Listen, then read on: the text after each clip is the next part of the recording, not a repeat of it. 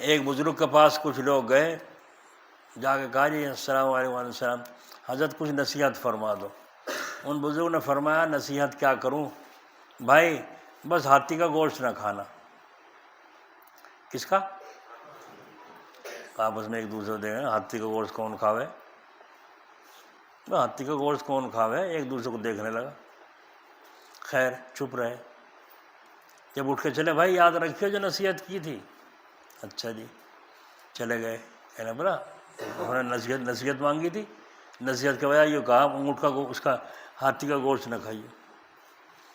بس چلے گئے، راستہ بھول گئے، ون میں پھنس گئے، رات کو دن چھپ گئے، راستہ ہی نہ ملے کہیں نکلنے کا۔ سارے اکٹھے ہو گئے، ایک درخت کے نیچے بیٹھے، بھوک میں پریشان، کچھ سفر اور کچھ بھوک میں بلا گئے، پریشان ہو گئے۔ تو وہاں رات کے وقت میں کودتا ہوا ایک بچہ ہاتھی کا آ گیا۔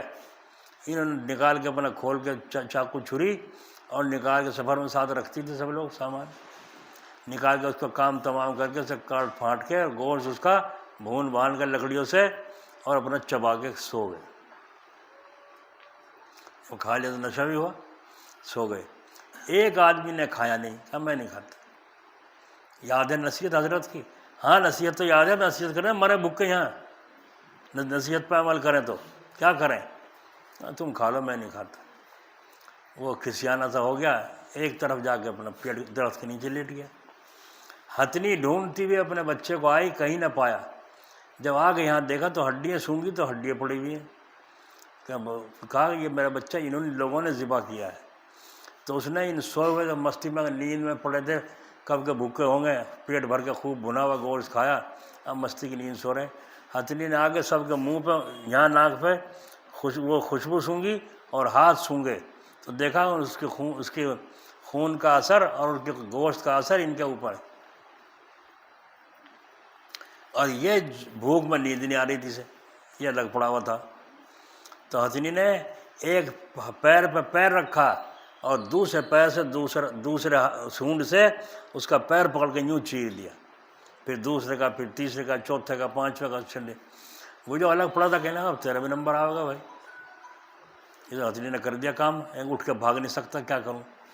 ہتنی اس کے پاس بھی گئی، اس کا بھی ہاتھ سونگا، منہ سونگا تو خوشبو نہیں آئی۔ اسی سونڈ لگا کے اٹھایا اور سونڈ کو اپنے اوپر سوار کر لیا اور ایسی جگہ لے گئی جہاں درختوں پر پھل آ رہے تھے۔ اس نے توڑ توڑ کر پھل کھانے شروع کیے اور مصیبت سے بھوک کی راحت ملی۔ تو دیکھا آپ نے، جب یہ آدمی گھر آیا اس نے مرنے کی خبر شیخ کو بھی دی اور ان لوگوں کی خبر گھروں میں بھی خبر پہنچائی، ان کے بھی گھر خبر پہنچائی کہ یوں معاملہ قصہ ہوا۔ حضرت سے فرمایا حضرت آپ نے یہ فرمایا میں نے تو کھایا نہیں تھا، مجھے نہیں خبر، انہوں نے نصیحت چاہی تھی، میں نے اللہ تعالیٰ کی طرف کو دیکھا، کیا نصیحت کروں۔ اللہ نے دل میں یہ بات ڈالی تھی کہ نہیں یوں کہہ دو ہتنی کا گوشت نہ کھائیے، تو 5 نے مانی نہیں بات، 6 نے بات مانی، تو کامیاب کون سا ہوا؟ پریشانی تو اٹھانی پڑی نا، اس کو ذلت اٹھانی پڑی، ان کا ہاتھ بٹانا، گوشت کھانا، سب کچھ چھوڑنا پڑا، اور پھر خوف زدہ ہو کر لیٹا۔ ہتنی اس کے پاس بھی آئی، لیکن اب اتنے غم اٹھانے کے بعد اللہ نے اعزاز گھر تک واپس جانے کا نصیب فرمایا۔ تو اگر پہلے ہی ہچکچا کے رہ جاوے آدمی تو کیا کرے گا، کیسے منزل پہ پہنچے گا۔ جو ہچکچا کے رہ گیا سو رہ گیا ادھر، جس نے لگائی ایڈ وہ خندق کے پار تھا۔ جو دوڑے گا اللہ تعالیٰ بھروسہ کر کے، اللہ والوں سے اس کی صحبت اور اللہ والوں سے تعلق فنا کا، کہ شیخ کامل کی محبت ہو اس کی ذات سے نہ کہ صفات سے۔ جب محبت ذات سے ہوگی تو جو کہہ دیا وہ مان لیا، جو کہہ دیا مان لیا۔ جب صفات سے محبت ہوگی، مطلب کی بات ہوگی تو مانے گا، نہ مطلب کی ہوگی تو چھوڑ دے گا۔